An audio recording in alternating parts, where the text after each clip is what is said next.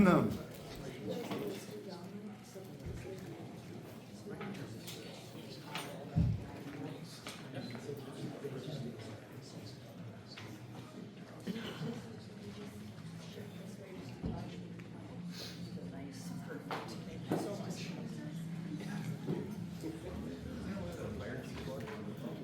Well, you all have a lot of work.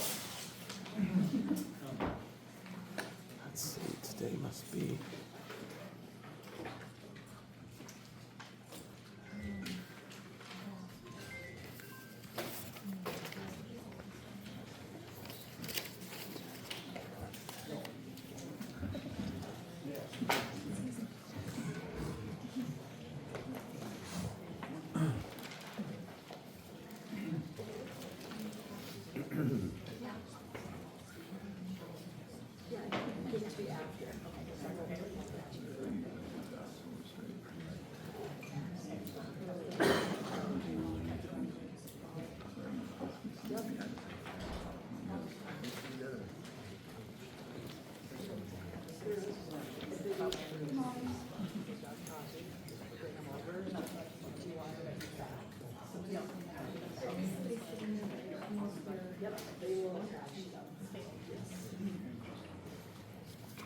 You can sit next to me if you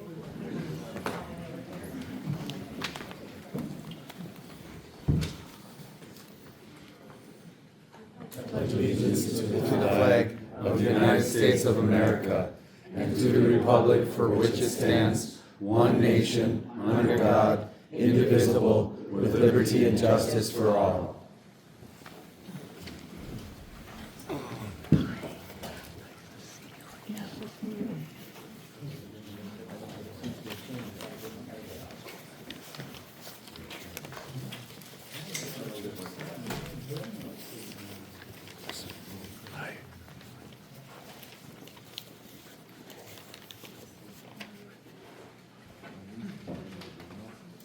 Welcome everyone. Great to see everybody here. This is a really full agenda, a lot of really meaningful items tonight, so I'm glad to have an engaged audience with us.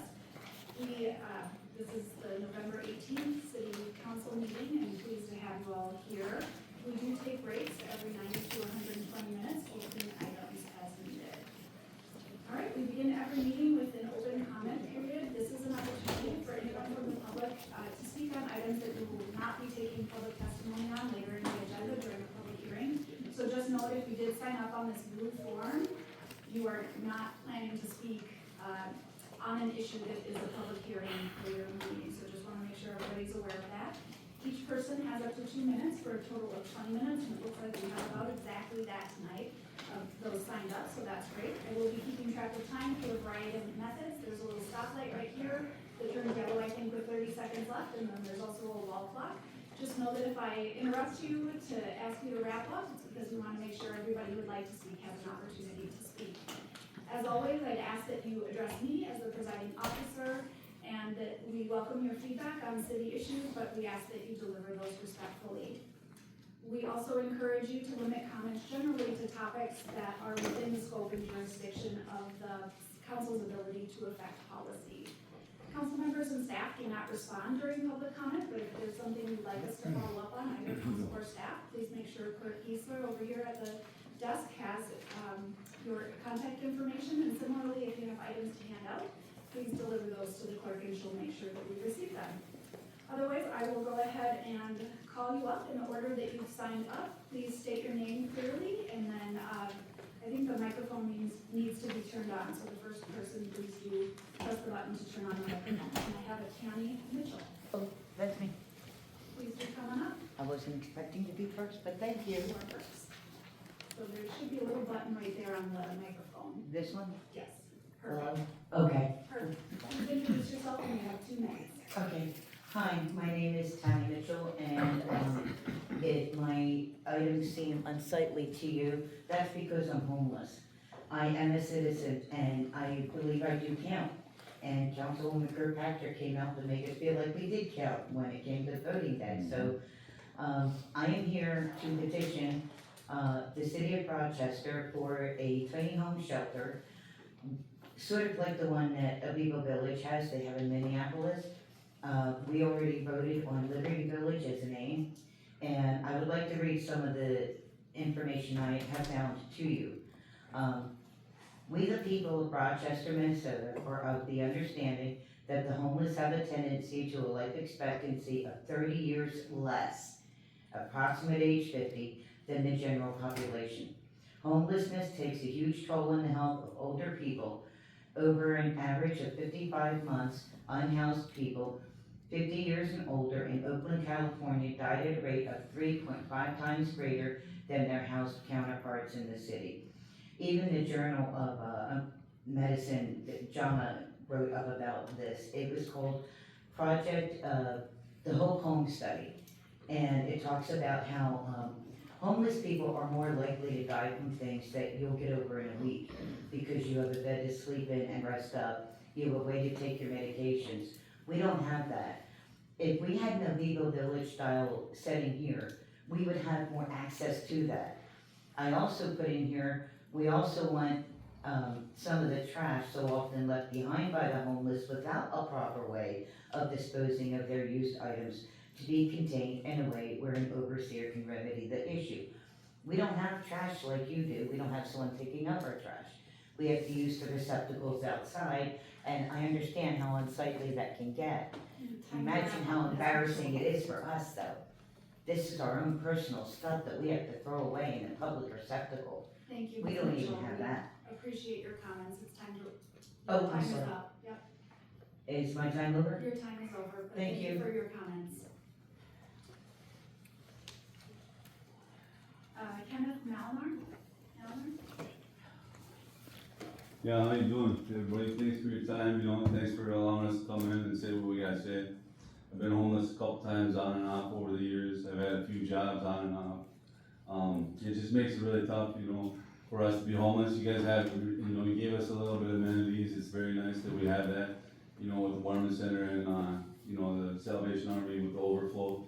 I just asked this winter, maybe if it gets a little bit cold, which I'm assuming it might be, just when we go on the sidewalks, just kind of, just let us know if we gotta move, that we'd be more than welcome to do that, so everything else that Tammy came up with, I just wanna thank you for you guys' time, and whatever happens, happens, and thanks, you guys have a good day. Michael Staub? Well, I'm Michael Staub. I'm homeless.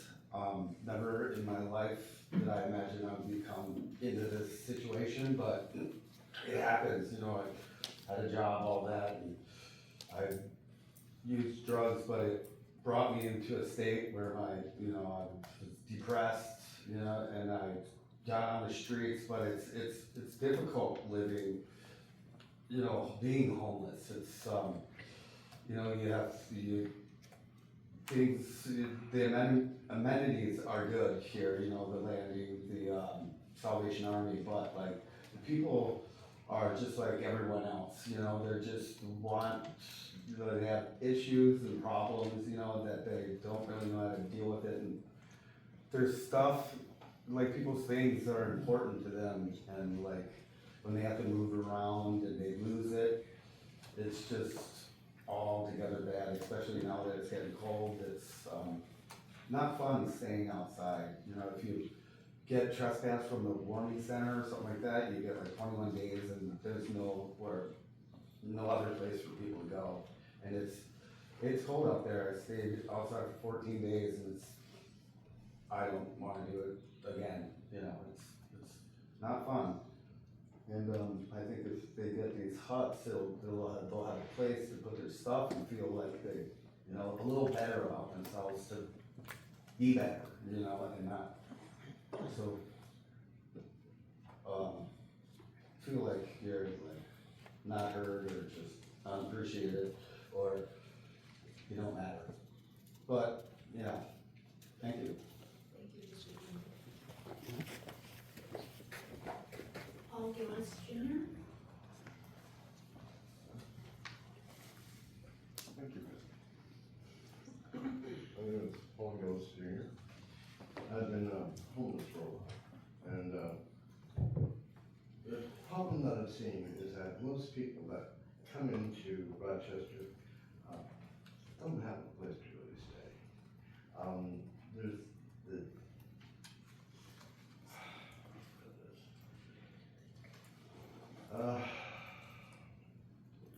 I've seen people come in with radiation treatments for cancer. Back over here at the warming center, and that's where they had to stay. And some of them didn't like to stay there, so they were out on the street. This is really neat to be a Viva Center.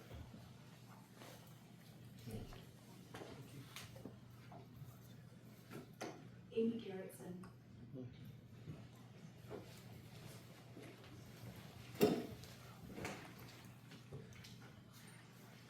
Hello, my name is Amy Garrettson. I want to thank the speakers before me for their courage to come up and address council tonight. I have the privilege of residing in the East Side neighborhood, and I'm here tonight to comment on the East Center Street reconstruction project on behalf of the East Side Neighborhood Association, as well as some of my fellow association members. Thank you to the current city council for listening, and looking forward to working with incoming city council members who may be here tonight. So we have a vested interest, of course, in the East Side reconstruction project because it's the main thoroughfare within our neighborhood. And we would like our voices to be heard in the planning and reconstruction of that thoroughfare. There was a public comment, open house at the Mayo Civic Center, which several of our members attended, and they were a little dismayed, feeling not quite heard by the staff at the open house. We were also told there would be a second comment session, a second open house in late 2024 or early 2025. Unfortunately, we haven't been informed of that date or when more neighbors might get the opportunity to speak about the reconstruction project. And we really just want to be heard. One issue with it is the design towards the end of the reconstruction project, the intersection of Center Street and 11th. There was talk of perhaps a circle drive, what do I want to call it, a traffic circle or moving roundabout being placed there for numerous reasons. Those that live in our neighborhood feel that that is not the correct course of action. And thank you so much for letting me speak on this issue. Christine Myler. Christine Lafler, again from the East Side neighborhood, regarding the main roundabout plan for Center Street and 11th Avenue East. We request that this item be continued to a later date after community development has met with the neighborhood to consider the actual neighborhood needs. According to Mr. Dombrowski on page 641 of today's packet, this roundabout was planned 3 years ago, but there was zero public engagement at that time. The neighborhood was just informed this year. We'd like to know, where is the traffic study for this very busy intersection? When was it done? What time of year? For how many days? I did an informal count this afternoon and discovered between 2:30 and 3 this afternoon, it was about 19 vehicles per minute. If you just count 8 a.m. to 6 p.m., and that was not a busy time of day, that would be over 11,000 vehicles just north of that intersection on 11th. We're wondering if they've contacted the Boys and Girls Club and Families First Head Start for information on the number of children who need to be able to cross the streets there multiple times per day. The current plan is not designed for the safety of pedestrians. RPS busing, fire department, garbage haulers, even funeral homes. Any business with oversized vehicles who regularly use that intersection, have any of them been contacted about this? None of them will be able to use any roundabout properly and will be required to go bumpy bump right through the middle and or make regular left turns, but then they will have zero traffic control when you do so. 11th Avenue East is a truck route, so this is a consideration. Have they contacted CPKC for information on the number, frequency, and length of trains that regularly go through the uncontrolled level crossing just 400 feet north of this intersection? I want that, please. like to see some more information before the council votes on this issue. Thank you. Thank you. Mary Jo Majerus. So I'm wrapping this whole thing up, because we couldn't get it all into 2 minutes. Mary Jo Majerus, I live in East Side neighborhood, 703 East Center Street, so right on Center Street. The neighborhood prefers option 4 because it saves our beloved tree canopy. Funds saved by eliminating the roundabout can be used to implement option 4. And we'd also like to see a tie into the bicycle route, the Nail Park Drive. Also, option 4 keeps the bike lanes next to the existing curbs and will also reduce cost. And lastly, Oakwood Cemetery is in support of not having a roundabout and option 4. Thank you. Thank you. Wes Lund.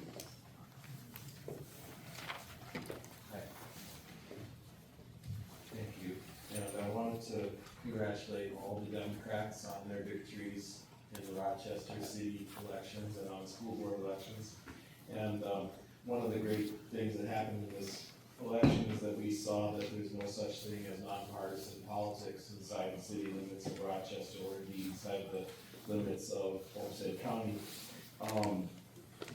Today, I want to also thank and congratulate the political lobbyist Olivia Nicole Bergen for her great successes in passing the Vote Yes for RPS so our taxes go up.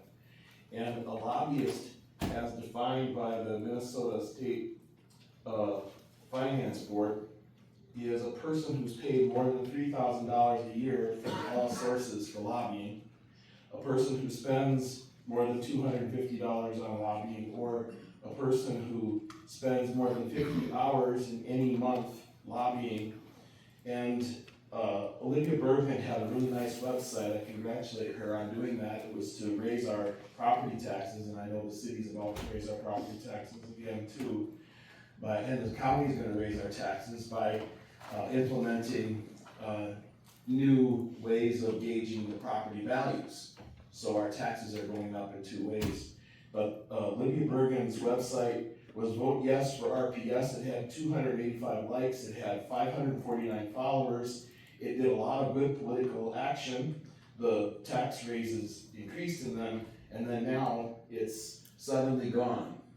So I guess it packed up and left town.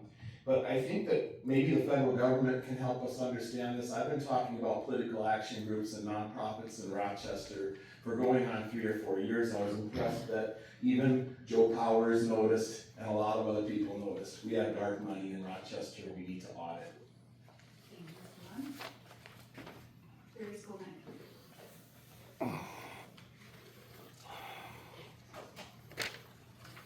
Hi, I'm here to talk about 2 items that don't have public hearings.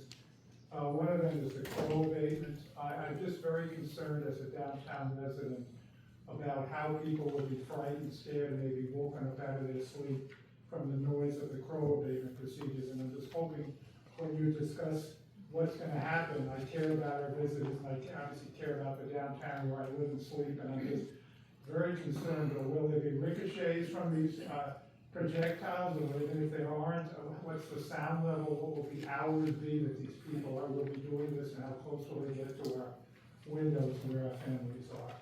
Thank you very much. Oh, the other thing is on item H3, I do also request that I save as many trees as possible, because it seems like what some of the people were planning to do, they are going to kill a lot of the bigger fallen trees, and I would like to see some of them saved, if possible. Thank you. Okay, there's a final name on the list that looks like it starts with a J.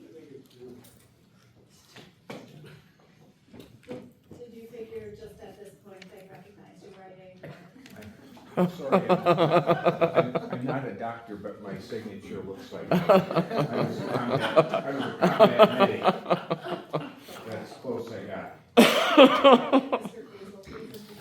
I can't even read my own writing. No laughter, Can't please. catch my own thoughts. I don't think I see a K. Go ahead. No laughter allowed. I'm concerned about, eliminating, meaning killing of the crows within the downtown core.